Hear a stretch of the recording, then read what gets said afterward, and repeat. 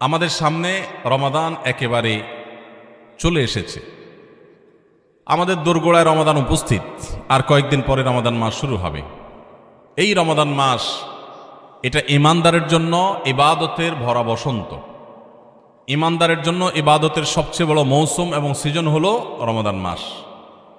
একজন ব্যবসায়ী যেরকম তার ব্যবসার সারা বছরের ঘাটতি পুষিয়ে নিতে পারে বিভিন্ন মৌসুমে, ঠিক একইভাবে একজন ঈমানদার তার সারা বছর আমল এবং ইবাদতে যে ঘাটতি থাকে, শূন্যতা থাকে, কমতি থাকে, সেটা তিনি পূরণ করে নেওয়ার সুযোগ লাভ করে থাকেন ইবাদতের সবচেয়ে বড় মৌসুম রমাদান মাসে।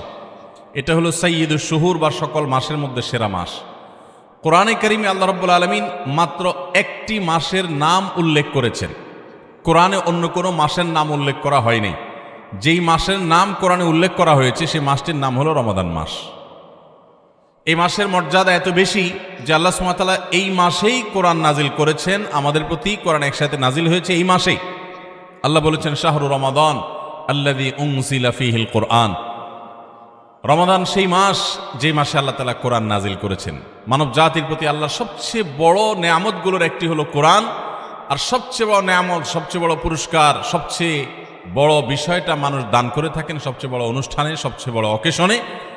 এখান থেকে কোরআনের মতো মহাপুরস্কার, সবচেয়ে মূল্যবান দামি পুরস্কার, নেয়ামত, এটা রমাদান মাসে দেওয়ার মাধ্যমে প্রমাণ হয় যে রমাদান মাসটি আল্লাহ তাআলার কাছে ওই রকম মর্যাদাবান যেরকম কোরআন আল্লাহর কাছে মর্যাদাবান। এই রমজান আমাদের সামনে চলে এসেছে। আজ আমরা আলোচনা করব ইনশাআল্লাহ কিভাবে প্রস্তুতি গ্রহণ করলে আমাদের আসন্ন রমাদানকে আমরা সার্থক করতে পারবো, আমাদের রমাদানকে আমরা অর্থবহ করতে পারবো, রমাদান আমাদের জন্য তৃপ্তিদায়ক হবে, রমাদান আমাদের বহুবিধ আমল দিয়ে সাজাতে পারবো কিভাবে প্রস্তুতি গ্রহণ করলে। আল্লাহ সুবহানাহু ওয়া তাআলা কোরআনে কারীমে বলেছেন ওয়ালাউ আরাদুল খুরুজ লা আ'আদ্দু লাহু উদ্দাহ।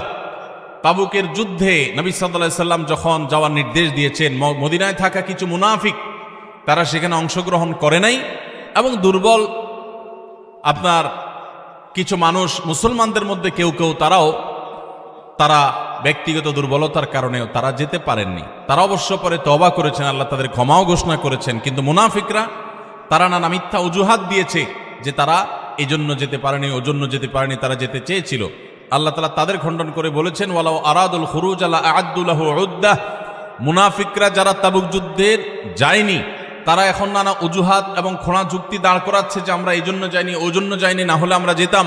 আল্লাহ বলেছেন যে তারা যদি যাওয়ার সদিচ্ছা রাখতো তাহলে আগে থেকে তারা প্রস্তুতি নিত। তাদের প্রস্তুতি দেখে বোঝা যেত যে তাদের যাওয়ার সদিচ্ছা আছে কি নাই। যেহেতু তারা আগে থেকে কোনো প্রস্তুতি নেয় নাই, তাহলে বোঝা গেল তাদের যাওয়ার কোনো সদিচ্ছা ছিল না। এই আয়াত থেকে বোঝা যায় রমাদান আসছে, আমরা রমাদান মাসে ইবাদত বন্দেগী নেক আমল যদি করার সদিচ্ছা থাকে তাহলে আগে থেকে আমাদের প্রস্তুতি দেখে বোঝা যাবে যে আমাদের রমজানে ইবাদত করার নিয়ত আছে না নাই। সময়ত উপস্থিতি, আমরা সাধারণত রমাদানের প্রস্তুতি নেই কিভাবে?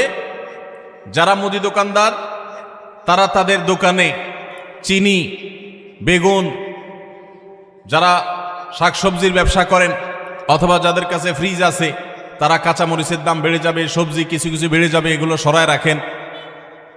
তারপরে যে সমস্ত জিনিসপত্রের দাম বাড়তে পারে, খেজুর, ছোলা, চিনি, এগুলো, তেল, এগুলো সব সরায় রাখেন। কারণ রমাদান আসলে ক্রাইসিস তৈরি হতে পারে, তখন সেগুলো বাহির করে অধিক মুনাফা করবেন। অনেক দোকানদারের রমজানের প্রস্তুতি হলো কিভাবে মানুষকে ঠকায়া টাকা কামাই করবেন সেই বন্দোবস্ত করা, এটা হলো তার রমজানের প্রস্তুতি। আর আমরা যারা ঠিক ঠিক বলতেছি আমাদের অনেকের রমজানের প্রস্তুতি হলো রমজান আসছে সেজন্য আমরা বেশি বেশি করে ছোলা, চিনি, বেগুন, বেসন, আমাদের খেজুর, যত রকমের তেল ইত্যাদি খাদ্য ভোজ্য পণ্য আছে সেগুলো সব কিনে বাসায় স্তূপ করে ফেলি। কারণ রমজান আসতেছে, আমাদের প্রচুর খাইতে হবে। খাওয়ার মাস আসতেছে, যে মাসে সকালে আপনার ইফতারে, সাহরিতে, রাতে, তারাবির আগে, তারাবির পরে, নানা সময় আমাদের শুধু খাইতে থাকতে হবে, যেহেতু অনেক বেশি খাওয়া লাগবে। এই জন্য আমাদের রমজান আসলে প্রস্তুতি হয়, এই সমস্ত খাবার আইটেম কিনতে কিনতে আমরা অস্থির থাকি। ঠিক না ঠিক? এই হলো আমাদের রমজানের প্রস্তুতি। অথচ এটা রমজানের আসল প্রস্তুতি না। রমজান তো খাওয়ার মাস না ভাই, রমজান তো ইবাদতের মাস। কিন্তু আমাদের আচরণ দেখে মনে হয় এটা খাবারের মাস আসছে। আমাদের সংশ্লিষ্ট ডিপার্টমেন্টগুলো নাজেহাল, তাদের অবস্থা হয়ে যায়, তারা অস্থির এবং ব্যাকুল হয়ে যায় যে কিভাবে বাজার নিয়ন্ত্রণ করবেন। প্রতি বছর বাজারে দেখা যায় ক্রাইসিস সৃষ্টি হয়, কারণ এত খাওয়া খায় মানুষ যে রমাদানের আগে রীতিমতো আলাদা অতিরিক্ত আমদানি করেও বাজার নিয়ন্ত্রণ করা যায় না, অথচ মানুষ দেশে আগে যেগুলো ছিল রমজানে সেগুলোই আছে, কিন্তু এত পরিমাণ খাই আমরা যে রীতিমতো টান পড়ে যায়, রমাদানের উদ্দেশ্যটাই ব্যাহত হয়।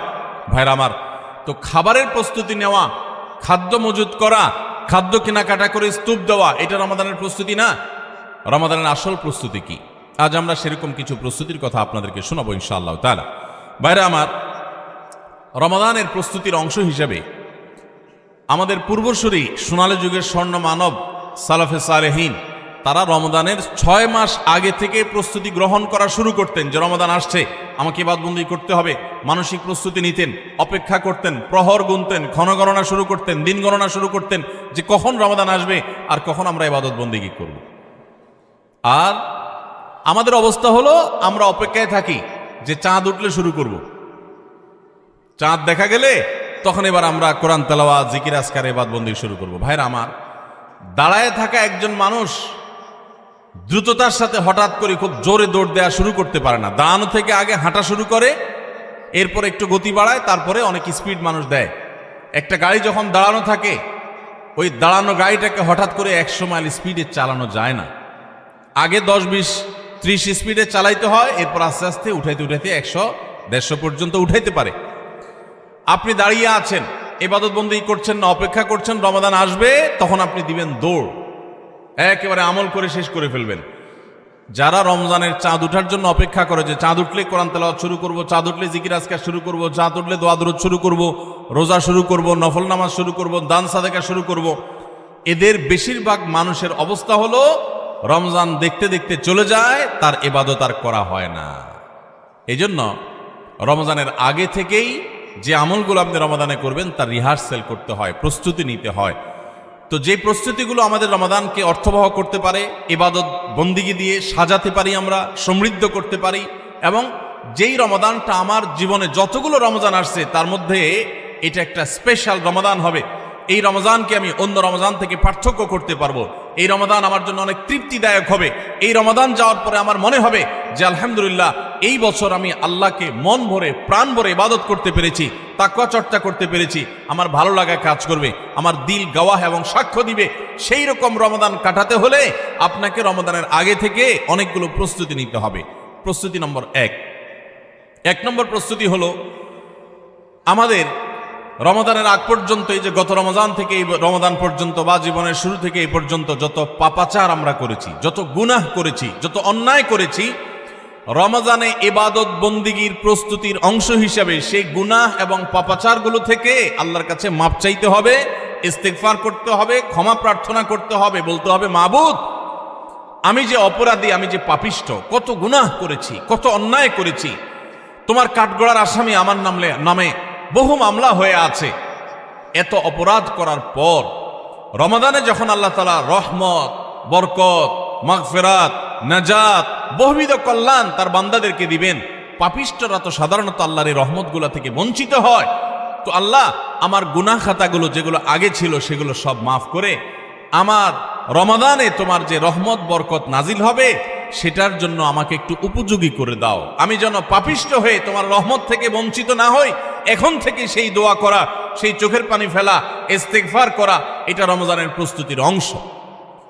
মক্কার ইমাম শেখ আব্দুর রহমান আস-সুদাইস হাফিজাহুল্লাহ, তার কাছে কিছু যুবক, সৌদিয়ান কিছু যুবক একবার যে বললেন যে আমরা প্রতি বছর রমজান আসার আগেই প্রস্তুতি নেই মানসিকভাবে যে আমরা এবার রমাদানে অনেক ইবাদত বন্দি করব, কোরআনটা খতম দিব, 5 ওয়াক্ত নামাজ 1 ওয়াক্ত আমরা ছাড়বো না, রমজান আসলে আমরা অনেক ভালো ভালো কাজ করব, আমরা এগুলো পরিকল্পনা করি।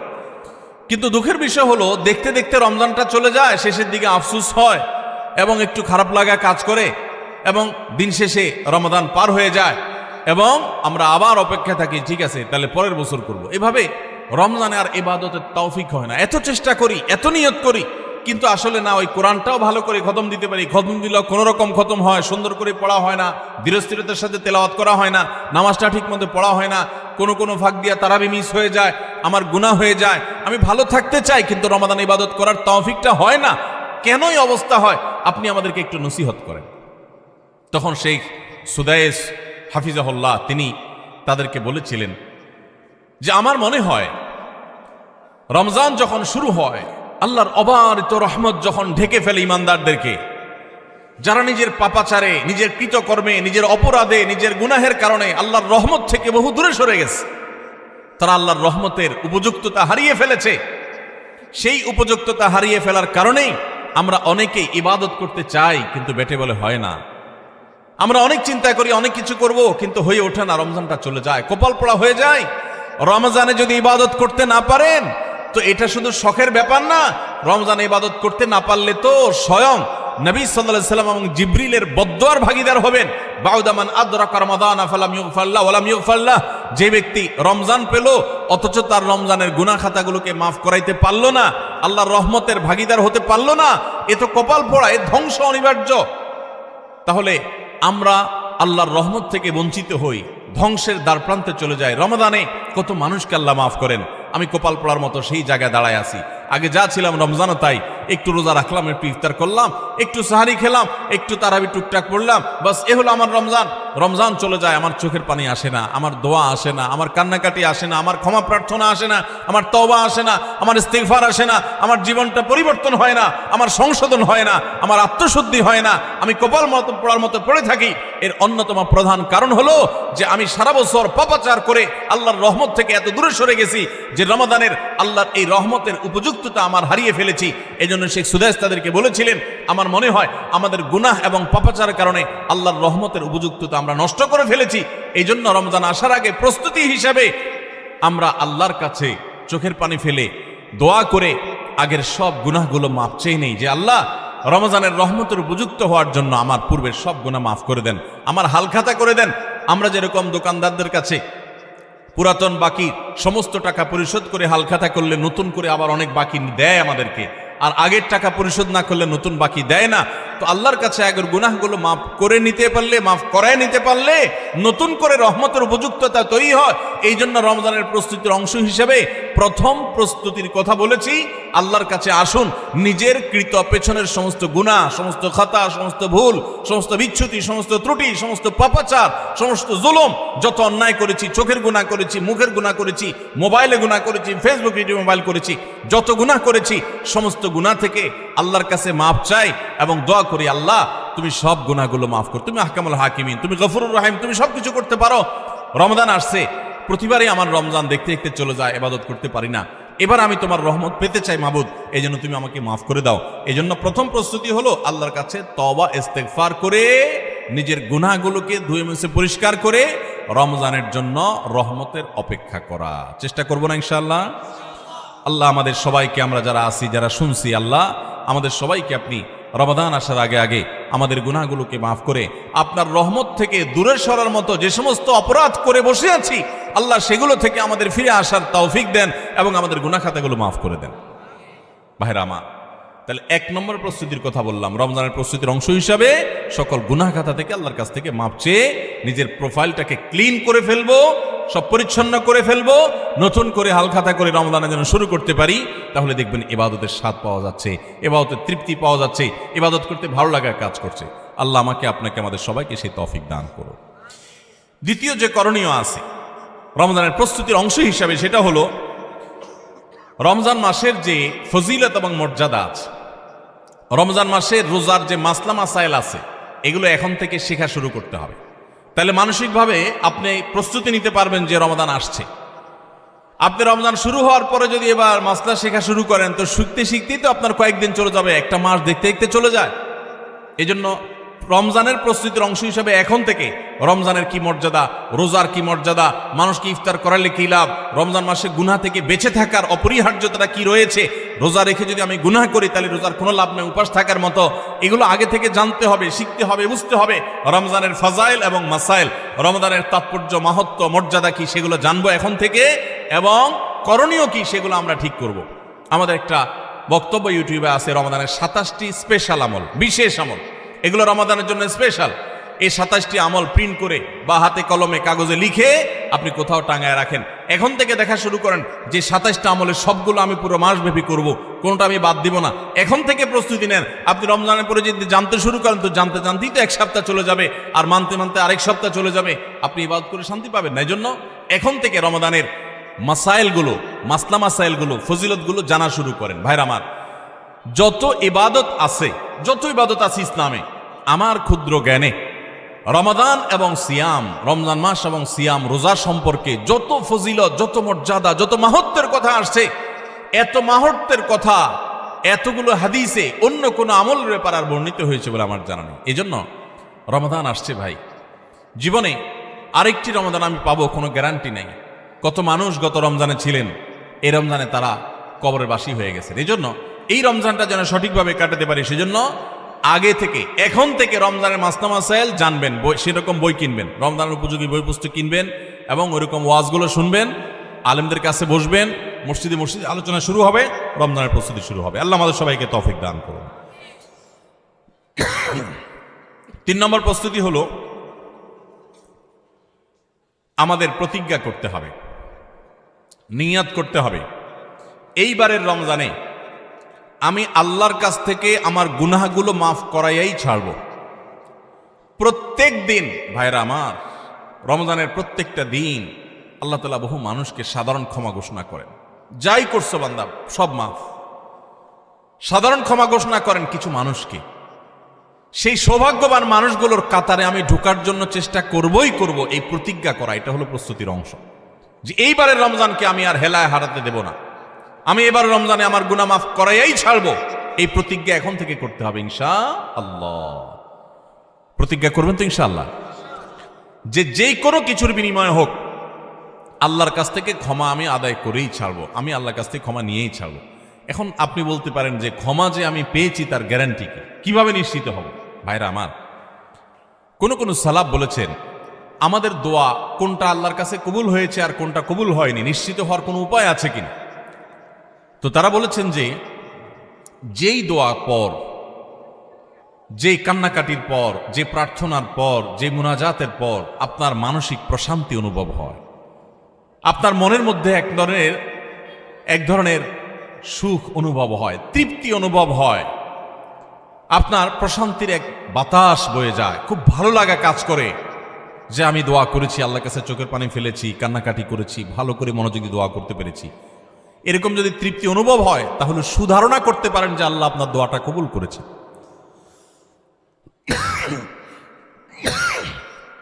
ফ্যান নাই আপনাদের এখানে? ফ্যান নাই না? বাতাস উদাস করেন না, পাখা পাখা দিয়ে না।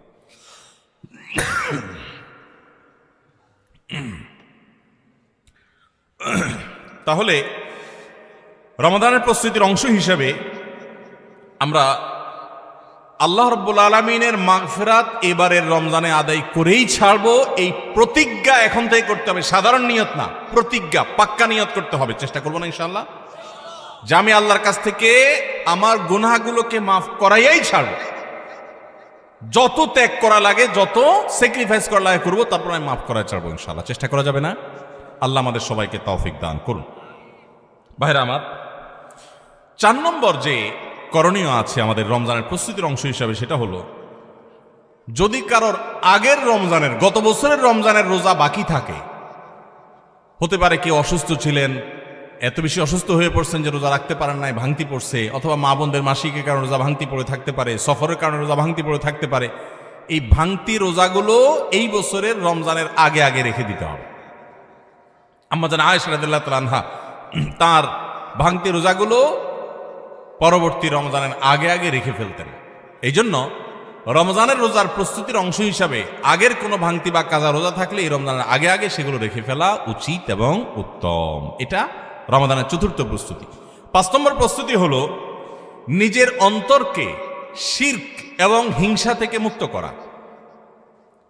আল্লাহর সাথে কোনো কাউকে, সেটা কোনো মাজারে শায়িত ব্যক্তি হোক, কোনো জীবিত ব্যক্তি হোক, কোনো কাউকে আল্লাহর সাথে অংশীদার সাব্যস্ত করা যাবে না। এই শিরক করা থেকে নিজেকে পরিচ্ছন্ন করতে হবে, তাওহীদটাকে স্ট্রং করতে হবে এবং নিজের অন্তরকে হিংসা, বিদ্বেষ, শত্রুতা এগুলো থেকে পরিচ্ছন্ন করতে হবে। আপনি যদি এগুলো থেকে পরিচ্ছন্ন করেন, এগুলো থেকে পরিষ্কার করেন অন্তরকে, তাহলে ইনশা আল্লাহ বিইذনিল্লাহ আল্লাহ তাআলা প্রতিদিন যে বহু মানুষকে সাধারণ ক্ষমা ঘোষণা করেন, আপনি আশা করতে পারেন যে আপনি সাধারণ ক্ষমার আওতায় পড়বেন। কারণ হাদিস থেকে আমরা জানি যে যারা শিরকের মধ্যে থাকে, যাদের অন্তরে মানুষের প্রতি হিংসা থাকে, শত্রুতা থাকে, তারা আল্লাহর সাধারণ ক্ষমা থেকে মাহরুম এবং বঞ্চিত থাকে। অতএব আল্লাহর সাধারণ ক্ষমার উপযুক্ত হওয়ার জন্য নিজেদের অন্তরকে এই সমস্ত গুনাহ থেকে, বিশেষ করে শিরক এবং হিংসা থেকে পরিচ্ছন্ন হতে হবে। এটা হবে রমজানের প্রস্তুতির অংশ। রমাদানে আল্লাহ রাব্বুল আলামিন প্রতিদিন অগণিত মানুষকে মাফ করে দিবেন, বহু মানুষকে আল্লাহ তাআলা মাফ করে দিবেন। যেহেতু বহু মানুষকে আল্লাহ তাআলা মাফ করে দিবেন, তো আমি তাদের মধ্যে যেন থাকি, সেজন্য আমি আমার অন্তরকে হিংসা এবং শিরক থেকে পরিচ্ছন্ন করব। 6 নম্বর প্রস্তুতি হলো বিশেষ করে সামাজিক যোগাযোগের মাধ্যম এবং আমাদের মোবাইল ফোনগুলো নিয়ন্ত্রণ করে ফেলতে হবে। যেগুলো আমাদের ইবাদত বন্দেগীর ক্ষেত্রে বড় ধরনের বাধা সৃষ্টি করে।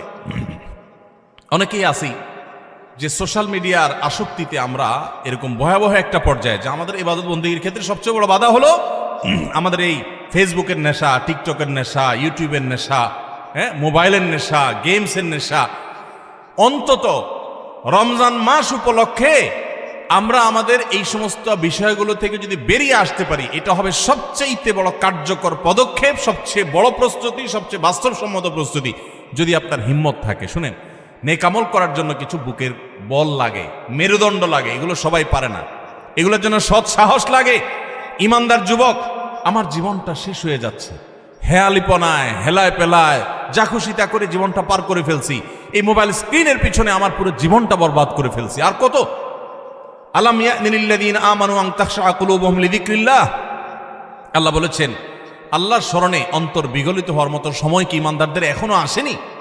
যুবক ভাই আমার, সালহাতু সঙ্গে বুদি দিল খারাস, আজ মুদে এক জামানা খাকে বাস। বহু বছর তো পাথর হয়েছিলে, আসুন এই রমাদানটা একটু মাটি হয়ে দেখি, একটু চোখের পানি ফেলে দেখি, একটু কান্নাকাটি করে দেখি। সোশ্যাল মিডিয়ার মজা তো বহু লুটেছেন, এবার আসন্ন রমাদানকে কেন্দ্র করে আসুন সোশ্যাল মিডিয়া থেকে নিজের আইডি, নিজের প্রোফাইলটাকে ডিঅ্যাক্টিভ করে ফেলান।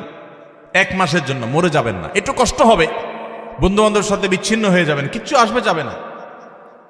আমি আল্লাহর শপথ করে বলতে পারি, যদি সৎ সাহস করে এগুলো ডিলিট করে ফেলতে পারেন, পুরো অ্যাপ আইডি যদি ডিঅ্যাক্টিভ করে ফেলতে পারেন, অ্যাক্টিভিটি যদি বন্ধ করে ফেলতে পারেন, 1টা মাসের জন্য যদি আপনি নিয়ন্ত্রণ করতে পারেন নিজেকে, দেখবেন মাস শেষে আপনার অবর্ণনীয় এক তৃপ্তি এবং ভালো লাগা কাজ করছে। এই জন্য সৎ সাহস করতে হয়, হিম্মত করতে হয় যে আসন্ন রমাদানে আমার ইবাদতে বড় বাধা হলো আমার এই ফোনের নেশা, মোবাইল টিপাটিপির নেশা, সো আমি এটা থেকে বেরিয়ে আসব। আমরা যদি সৎ সাহস করি, হিম্মত করি, নিয়ত করি যে আমি এই রমাদানটাকে ইবাদতে কাটাবার প্রয়োজনে আমি কোরআন তেলাওয়াত করব, আমি বই পুস্তক পড়ব, আমি সুন্দর করে নামাজটা পড়ব, আমি আমার অন্যান্য কাজকাম করব, স্টুডেন্ট হলে পড়ালেখা করব, অন্যান্য কাজকাম করব, এর বাইরে আমি আমার সময়ের অপচয় থেকে বাঁচার জন্য আমি এই অপারেশন করব, নিজের প্রতি নিজে এই শক্ত এবং কঠিন অভিযান পরিচালনা করব। যদি আমরা নিয়ত করি, আল্লাহ তাআলা আমাদেরকে সাহায্য করবে। নিয়ত করা যাবে না ইনশাআল্লাহ? আল্লাহ আমাদের সবাইকে এই নিয়ত করার মতো সৎ সাহস দান করুন। আমি সেই যুবক দেখার সৌভাগ্য অর্জন করেছি, রমাদানের শুরুতেই মোবাইল থেকে এরকম অ্যাপ ডিলিট করে ফেলে দেয়, ইবাদতের জন্য নিজেকে প্রস্তুত করে। ভাইরা আমার, বন্ধু বান্ধব অনেক কথা বলবে, হাসাহাসি করবে, কিয়ামতের ময়দানে এই হাসাহাসি করা মানুষগুলো আপনার কোনো কাজে আসবে না। আপনার আল্লাহর সামনে আপনাকে জবাবদিহি করতে হবে। রমাদান পেয়ে ইবাদত করতে পারলেন না, জবাবদিহি করা লাগবে। সো আমরা আমাদের ইবাদতে যে সমস্ত বাধা বিপত্তি আছে সেগুলো বিশেষ করে সোশ্যাল মিডিয়া এবং মোবাইল নিয়ন্ত্রণ করব ইনশাআল্লাহ, চেষ্টা করব না ইনশাআল্লাহ। 7 নম্বর প্রস্তুতি হলো, গত বছর, তার আগের বছর রমজানে আমি ইবাদত কেন করতে পারি না, কি কি সমস্যা ছিল? আমার অমুক দোস্তটা, ওর কারণে তারাবিটা পড়া হয় না, কারণ ও ওই টাইমে ফোন দেয়, আড্ডা মারতে বলে, অথবা তমুক কারণে আমার পড়ালেখাটা হয় না, অমুক নেশার কারণে হয় না। কি কারণে হয় না, প্রত্যেকেরটা আলাদা আলাদা। আমার গত রমজানে আমি কোরআনটা পুরো ভালো করে সুন্দর করে খতম দিতে পারি নাই কেন? শুরু তো করছিলাম কিন্তু শেষ করতে পারি নাই কেন? আমার গত রমজানে যে তারাবি কয়েকদিন মিস হয়েছিল সেটা কেন মিস হয়েছিল? আমার গত রমজানে যে ভালো কাজগুলোর পরিকল্পনা ছিল সেগুলো কেন হয় নাই? সেই বিষয়গুলো আমাদের চিহ্নিত করতে হবে, খুঁজে বের করতে হবে, বের করে এইবারের রমাদানে যেন সেগুলো রিপিট না হয়, সেগুলো যেন আর পুনরায় দেখা না দেয়, আগে থেকে সিদ্ধান্ত নিতে হবে এবং প্ল্যান করতে হবে যে আমার গত রমজানে কি সমস্যা ছিল, ও শেষের দশকে যে আল্লাহ লাইলাতুল কদর রেখেছেন ওই দশকটাতে আমার ঈদের কেনাকাটার কারণে আমি এগুলো করতে পারি নাই, তাহলে এবছর ঈদের ঝামেলা আমি আগেই সেরে ফেলব। আমি বাড়ি যাওয়ার নাম করে যাইতে একদিন, আসতে যাইতে একদিন, পথে একদিন, যাওয়ার পরে আবার শরীরকে ফ্রেশ করতে আরেক দিন, আমার শেষের 27তম রাত, আমার 28তম রাত, শেষের রাতগুলো ইবাদত করতে পারি নাই, মার্কেটে ঘুরছি, শপিং মলে ঘুরছি, আমার জিন্দেগি বরবাদ করছি। তাহলে গত বছর আমার ইবাদতের ক্ষেত্রে যেগুলো বাধা ছিল, যেগুলো কাঁটা ছিল, এই বছর সেগুলোকে আগে থেকে দূর করার পরিকল্পনা করতে হবে। এটা হলো রমজানের প্রস্তুতি। কথা বোঝেন নাই? মা বোনরা ইফতার বানাইতে বানাইতে ইফতারের আগে দোয়া কবুল হয়, মূল্যবান সময়টা নষ্ট করে ফেলছেন, পারেন নাই। তো এই বছর পরিকল্পনা করেন যে আগে থেকে যেই জিনিসগুলো তৈরি করে রাখা সম্ভব, যতটুকু গোছায় রাখা সম্ভব সেগুলো গোছায় রাখবো। আর পরিবারের সদস্যদেরকে নিয়ে বসেন, এবার আমরা সবাই একটু ভালো করে ইবাদত করতে চাই, হেয়ালিপনা করতে চাই না। আমরা রমাদান খেয়ে পরে কাটানোর জন্য আল্লাহ দেন না, ইবাদতের জন্য দিয়েছেন। এই রমাদানের মূল্য এত বেশি যে এই রমাদান চলে যাচ্ছে, আমরা বেশিরভাগ মানুষ উপলব্ধিও করতে পারছি না, অথচ এই একটা রমাদান আমার গোটা জীবনকে পরিবর্তন করার জন্য যথেষ্ট। আপনারা জানেন জান্নাতের একটা স্পেশাল গেট আছে, নাম হলো রাইয়ান। এই রাইয়ান নামক গেট দিয়ে আল্লাহ রাব্বুল আলামিন শুধুমাত্র রোজাদারদেরকে প্রবেশ করার সুযোগ দিবেন, যারা রমাদান ইবাদত বন্দেগী করেছে, আল্লাহর নাফরমানি থেকে বেঁচে থেকেছে, তাকওয়ার জীবন অবলম্বন করেছে। আল্লাহ তাদের মর্যাদা দিবেন ওই স্পেশাল গেট দিয়ে প্রবেশ করে। এই জন্য জাহান্নাম থেকে বাঁচার জন্য, জান্নাত লাভের জন্য পরিবারের সদস্যদেরকে নিয়ে বসেন যে আমাদের এবারের রমাদানে আমরা ইবাদত করব। আমাদের গত রমজানে ইবাদত কেন হয় নাই? কারণ ইফতারিতে আমাদের 10 আইটেম না হলে হয় না। এবার আমরা আইটেম কমাই, আমরা একটু খাবার পরিমাণ কমাই। যেই খাবার খেতে আমাদের ঝামেলা হয়তো আমরা করব না। যদি কোনো মহিলার ইফতারের প্রস্তুতি ইবাদত না হয়, সাহারির সময় তার ঝামেলা তৈরি হয়, তাহলে এগুলো আগে ভাগে প্ল্যান করতে হবে কিভাবে কমানো যায় ঝামেলাগুলো। হয় পরে করব, নয় আগে করব, নয় পরিবারের সদস্যদের সাহায্য নিব, নাহলে আইটেম কমাবো, কিভাবে হতে পারে প্ল্যান প্রোগ্রাম করতে হবে। বেড়াবেড়ি, দাওয়াত খাই, হ্যাঁ, ইফতার পার্টি, সাহারি পার্টি, এগুলো করতে গিয়ে আমার ইবাদত হয় নাই, সো আমি এবছর সেগুলো করব না। এজন্য গত বছরের সমস্যাগুলো চিহ্নিত করে সেগুলো থেকে এবার দূরে থাকার চেষ্টা করতে হবে। এটা হলো 7 নম্বর প্রস্তুতি। 8 নম্বর প্রস্তুতি হলো রমজানের যে আমলগুলো আছে, রমজানের ওই যে বললাম 27টা স্পেশাল আমল আছে হাদিসের আলোকে, 27টা। রমজানের সবচেয়ে বড় আমল কি ভাই? রমজান মাসের সবচেয়ে বড় আমল কোনটা? সবচেয়ে বড় আমল হলো রোজা রাখা। রোজা রাখার চেয়ে বড় কোনো আমল আছে? রমজানের দ্বিতীয় আমল হলো রাতে তারাবি পড়া। তৃতীয় আমল হলো কোরআনে কারীমের তেলাওয়াত করা, আল্লাহর কাছে দোয়া করা আরেকটা আমল, উমরার তৌফিক থাকলে উমরা করা আরেকটা আমল, নবী সাল্লাল্লাহু আলাইহি ওয়াসাল্লাম রোজা রেখে প্রচুর মিসওয়াক করতেন, সেটা আরেকটা আমল, শেষ দশকে ইতিকাফ করা সেটা আরেকটা আমল, শেষ দশকের বেজর রাতগুলোতে ইবাদতের চেষ্টা করা সেটা আরেকটা আমল, লাইলাতুল কদর পাওয়ার চেষ্টা করা আরেকটা আমল, লাইলাতুল কদর পেয়ে গেলে আল্লাহুম্মা ইন্নাকা আফুউন তুহিব্বুল আফওয়া ফা'ফু আন্নী পড়া আরেকটা আমল। এই রকম 27টি আমল স্পেশাল আছে রমাদানের জন্য, যেগুলো কোরআন হাদিস থেকে প্রমাণিত। তাহলে সেই আমলগুলোকে এখন থেকে টুকটাক করা শুরু করার চেষ্টা করা। একটু নফল রোজা রাখেন, তাহলে রমজানে যে রোজা রাখবেন ওটা সহজ হবে। এখন থেকে রোজা রাখার অভ্যাস করেন। নবী সাল্লাল্লাহু আলাইহি ওয়াসাল্লাম মাসে বিশেষ রোজা রাখতেন। আপনি এখন থেকে দান সাদাকার অভ্যাস শুরু করে দেন, প্ল্যান পরিকল্পনা শুরু করে দেন। এইটা হবে রমজানের প্রস্তুতি, যে রমজানে যে আমলগুলো করবেন এখন থেকে সেগুলো শুরু করে দেন। ওই যে বললাম দান ও গাড়ি 100 মাইল স্পিডে চলতে পারে না, আগে 20 মাইল স্পিডে চলেন, শুরু করে দেন। এরপর চাঁদ উঠলে রমজান শুরু হয়ে গেলে আপনি 100 মাইল স্পিডে যেতে পারবেন। চেষ্টা করবেন না ইনশাআল্লাহ? তাহলে 8 নম্বর আমল হলো ভাই, রমজানে যে আমলগুলো করব সেগুলোকে এখন থেকে রিহার্সেল শুরু করে দিব, প্রস্তুতিমূলক ওয়ার্ম আপ এটা শুরু করে দিব, মহড়া শুরু করব একটু একটু করে, যে রমজানের তেলাওয়াত করব এখন আর ধরবই না। তো রমজানে আমি প্রতিদিন 1 পারা পড়বো, এখন 1 পৃষ্ঠা পড়ি। রমজানে প্রতিদিন 3 পারা পড়বো, এখন 1 পারা পড়ি। আমি একটু একটু করে কোরআনের সাথে সম্পর্ক করি, কোরআনটাকে রেডি করি, কোরআন কিনে প্রস্তুত করি নেই যে কোনটা আমি পড়বো না পড়বো, সেগুলো রেডি করি। 9 নম্বর আমল হলো রমাদানের সময় আমি কোন আমল করব না করব, কখন কি করব, এটার একটা চার্ট রেডি করে ফেলবো। আমার কোরআন খতম করতে হলে এমন টাইমে কোরআন তেলাওয়াত করতে হবে প্রতিদিন যখন কোনো কাজ থাকে না, ফজরের পরে আমি একটু কোরআন তেলাওয়াত করে তারপর ঘুমাবো, তাহলে ওই টাইমে তার অন্য কোনো ঝামেলা থাকে না, আমার আর মিস হবে না ইনশাআল্লাহ। তারাবির পর আমি শোয়ার আগ দিয়ে তেলাওয়াত করি, তারপর শোবো। আবার ভোর রাতে দোয়া কবুল হয়। সাহারি খাইতে উঠলে আমি প্রতিদিন 10 মিনিট হাতে রাখবো একটু দোয়া করার জন্য। আগে থেকে এগুলো চার্ট তৈরি করে ফেলতে হয় যে কোন টাইমে আমি কি করব।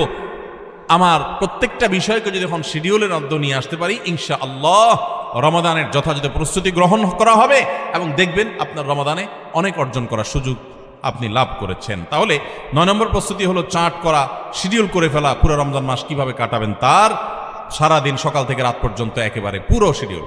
10 নম্বর হলো শাবান মাসের শেষ দিনে 29শে শাবান পশ্চিম আকাশে চাঁদ দেখবেন। এটাও রমজানের প্রস্তুতির অংশ। আমরা আমাদের ছোটবেলায় গ্রামে চাঁদ দেখেছি, এখন মানুষ চাঁদ দেখে না। দেখে চাঁদ আকাশে দেখে না, চাঁদ এখন মোবাইলে খুঁজে। কোথায় খুঁজে? মাগরিবের পরেই মোবাইল হাতানো শুরু করে দেয়, এই রমজানের চাঁদ দেখা গেছে, ঈদের চাঁদ দেখা গেছে কিনা, চাঁদ দেখা কমিটি কি বলছে, ফেসবুকে নিউজ আসছে কিনা দেখো। চাঁদ তালাশ করার কথা আকাশে, সেখানে চাঁদ তালাশ করে আমরা কোথায়? মোবাইলে। চাঁদ দেখা কমিটি যে চাঁদ দেখার ঘোষণা দিবে, তাদের কাছে তো আসমান থেকে ফেরেশতা নাজিল হবে না যে ওইটা শুনে তারা ঘোষণা দিবে। আমরা সারা দেশ থেকে দেখলে, তাদেরকে নিউজ দিলে তারপর না তারা সেই নিউজের ভিত্তিতে ঘোষণা দিবে। তো আমরাই যদি সবাই চাঁদ দেখা বন্ধ করে দেই, তাহলে তারা কিভাবে ঘোষণা দিবে? এই জন্য দেখবেন চাঁদ দেখা কমিটি বেচারারা ঘোষণা দিতে দিতে কোনো বছর রাত 10টা 11টা 12টা বাজায় দেয়। সাদে বাজায়, কারণ আমরা তো তাদেরকে সাহায্য করি না। মনে রাখবেন, রমজানের চাঁদ অন্য যে কোনো আরবি হিজরি মাসের চাঁদ যদি আপনি খোঁজেন পশ্চিম আকাশে, দেখেন আর না দেখেন, আপনি একটু তালাশ করেন, চেষ্টা করেন। যদি চাঁদ দেখার চেষ্টা করেন, তাহলে আপনি চেষ্টা করার কারণে সওয়াব পাবেন, সুন্নাত একটা জিন্দা করার সওয়াব পাবেন। আর চাঁদ যদি দেখতে পান তাহলে দোয়া পড়বেন, আল্লাহুম্মা আহিল্লাহু আলাইনা বিল ইয়ুমনি ওয়াল ঈমান ওয়াস সালামাতি ওয়াল ইসলাম রব্বি ওয়া রাব্বুকাল্লাহ। হে চাঁদ, হে আল্লাহ, আমি তোমার কাছে এই চাঁদ, এই চাঁদের মাসটা, এই মাসটা আমি বরকতময় মাস হিসাবে তোমার কাছে চাই। ঈমানের সাথে যেন থাকতে পারি, শান্তি নিরাপত্তার সাথে থাকতে পারি, ইসলামের সাথে থাকতে পারি। এরপর চাঁদকে লক্ষ্য করে বলা, হে চাঁদ, তোমার এবং আমার সৃষ্টিকর্তা এক আল্লাহ, তোমারও রব আল্লাহ, আমারও সৃষ্টিকর্তা আল্লাহ। তো এই দোয়া পড়া সুন্নাত। যদি চাঁদ দেখতে পান দোয়া পড়বেন, আর না দেখতে পারলে চেষ্টাটা করবেন, তাও সওয়াব পাবেন। এই জন্য শাবানের 29 তারিখে পশ্চিম আকাশে চাঁদ তালাশ করবো তো ইনশাআল্লাহ। এগুলো এখন বিদায় হয়ে গেছে, চাঁদ তালাশ করা। চাঁদ তালাশ করা একটা বিলুপ্ত সুন্নাহ। এই সুন্নাহ জিন্দা করার চেষ্টা করবেন, রাস্তা বের হয়ে পশ্চিম আকাশে তাকাবেন। তাহলে এটা হবে রমজানের প্রস্তুতির একটি বিষয়। 10 নম্বর প্রস্তুতি হলো শাবান মাসে চাঁদ দেখা। আর 11 নম্বর এবং সর্বশেষ প্রস্তুতি হলো আল্লাহর কাছে ইবাদতের জন্য দোয়া করতে হয়। আমাদের পরিকল্পনা আমরা করতে পারি, কিন্তু তৌফিকটা আসলে আল্লাহ দিবেন। এই জন্য আমার পরিকল্পনাগুলো করে আমি বলবো, আল্লাহ আমি চার্টও তৈরি করেছি, রমজানে মাসালা জানার জন্য বইও কিনেছি, আমি কোরআনও তো রেডি করেছি, তেলাওয়াতও শুরু করে দিয়েছি, টুকটাক নফল রোজা রেখে আমার প্রস্তুতিও শুরু করে দিয়েছি। আমি আমার জায়গা থেকে যা করতে পারার আমি করছি। মাবুদ, এবারের রমজানটাতে তুমি আমার একটু ইবাদত করার তৌফিক দিও। ভাইরা আমার, আপনারা অনেকেই অনেক স্বাদ জীবনে আস্বাদন করেছেন, আড্ডা মেরে বন্ধু বান্ধবের সাথে একান্তে কাটিয়ে বিভিন্ন রকমের কাজ করে মজা অনেক লুটেছেন। আল্লাহর শপথ, রমজানটাতে যদি আপনি ইবাদত করে কাটাতে পারেন, রাতভর একটু চোখের পানি ফেলে তাহাজ্জুদের সময় সাহারি খাওয়ার পর 10টা মিনিটে যদি একটু কাঁদতে পারেন, আল্লাহর কাছে মাপ চাইতে পারেন, আপনার কাছে পৃথিবীর যে কোনো কিছু তৃপ্তির চাইতে অনেক বেশি তৃপ্তিদায়ক হবে এই আল্লাহর কাছে একান্ত মুহূর্তে কান্নাকাটি করা, দোয়া করা, ইবাদত করা, ইস্তেগফার করা, আমলে মশগুল থাকা। আপনি সেই জিনিসটা করার পরিকল্পনা এই বছর রমাদানে নেন। চেষ্টা করা যাবে না ইনশাআল্লাহ? ভাইরা আমার, সেজন্য আল্লাহর কাছে দোয়া করতে হবে, আল্লাহ আমি আমার চেষ্টা যা নেওয়ার, প্রস্তুতি যা নেওয়ার আমি নিয়েছি, চেষ্টা করেছি, মাবুদ তুমি এবার আমাকে তৌফিক দিও। নবী সাল্লাল্লাহু আলাইহি ওয়াসাল্লাম প্রত্যেক নামাজের পরে দোয়া করতেন, আল্লাহুম্মা আইন্নি আলা যিকরিকা ওয়া শুকরিকা ওয়া হুসনি ইবাদাতিক। ও আল্লাহ, তোমার কাছে আমি সাহায্য চাই যেন তোমার সুন্দর করে ইবাদত করতে পারি, যেন তোমার স্মরণ আমি সুন্দর মতো করতে পারি, হ্যাঁ, তোমার কৃতজ্ঞতা শুকরিয়া যেন আদায় করতে পারি, সেই তৌফিক তুমি দাও। আল্লাহর কাছে তৌফিক চাইতে হয়। এই জন্য ভাইরা, রমজানের সর্বশেষ এবং 11তম প্রস্তুতি বলেছি, আল্লাহর কাছে দোয়া চেয়ে নিতে হবে যে আল্লাহ তুমি আমাকে তৌফিক দিও। আল্লাহ তাআলা আমাদের সবাইকে রমাদানের এই সবগুলো প্রস্তুতি যথাযথভাবে করে আসন্ন রমাদানকে আমাদের জীবনে এক ব্যতিক্রমী রমাদান, সার্থক রমাদান, সফল রমাদান, তৃপ্তিদায়ক রমাদান এবং জান্নাত কামানো রমাদান, মাগফিরাত লাভ করা রমাদান হিসাবে কাটাবার তৌফিক নসিব করুন।